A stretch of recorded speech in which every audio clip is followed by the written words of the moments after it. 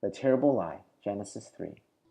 Adam and Eve lived happily together in their beautiful new home, and everything was perfect for a while, until the day when everything went wrong. God had a horrible enemy. His name was Satan, and Satan had once been the most beautiful angel. But he didn't want to be just an angel. He wanted to be God. He grew proud and evil and full of hate, and God had to send him out of heaven. Satan was seething with anger and looking for a way to hurt God.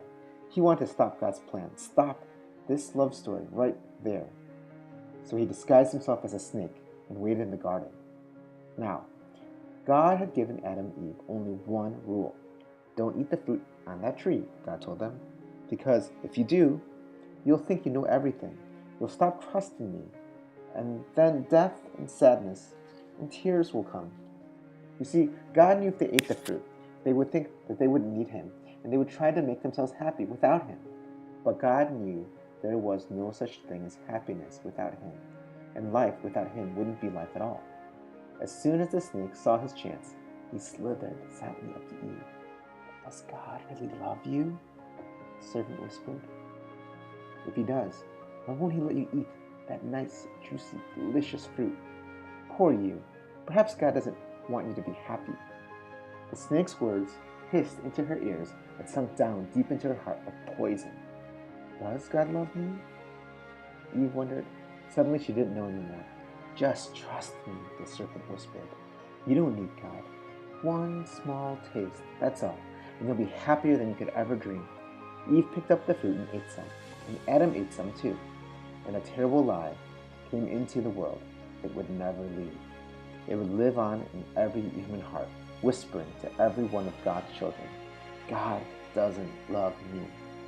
And it wasn't a dream, it was a nightmare. A dove flew from Adam's hand, and a deer darted into a thicket. It was as if they were frightened by something. A chill was in the air. Something strange was happening. They had always been naked, and now they felt naked and wrong. They didn't want anyone to see them, so they hid. Later that evening, as God was taking his walk, he called to them, Children? Usually Adam and Eve loved to hear God's voice and run to him, but this time they ran away from him and hid in the shadows. Where are you? God called. Hiding, Adam said. We're afraid of you. Did you eat the fruit I told you not to eat? God asked him. Adam said, Eve made me do it. What have you done? God asked. Eve said, The serpent made me do it. And a terrible pain came to God's heart. His children hadn't just broken the one rule, they had broken God's heart. They had broken their wonderful relationship with him. And now he knew everything else would break. God's creation would start to unravel and come undone and go wrong. From now on, everything would die, even though it was all supposed to last forever. You see, sin had come into God's perfect world, and it would never leave. God's children would always be running away from him, hiding in the dark. Their hearts would break now and never work properly again. God couldn't let his children live forever. Not in such pain, not without him. There was only one way to protect them. You'll have to leave the garden now, God told his children, his eyes filling with tears. This is no longer your true home. It's not the place for you anymore. But before they left the garden, God made clothes for his children to cover them.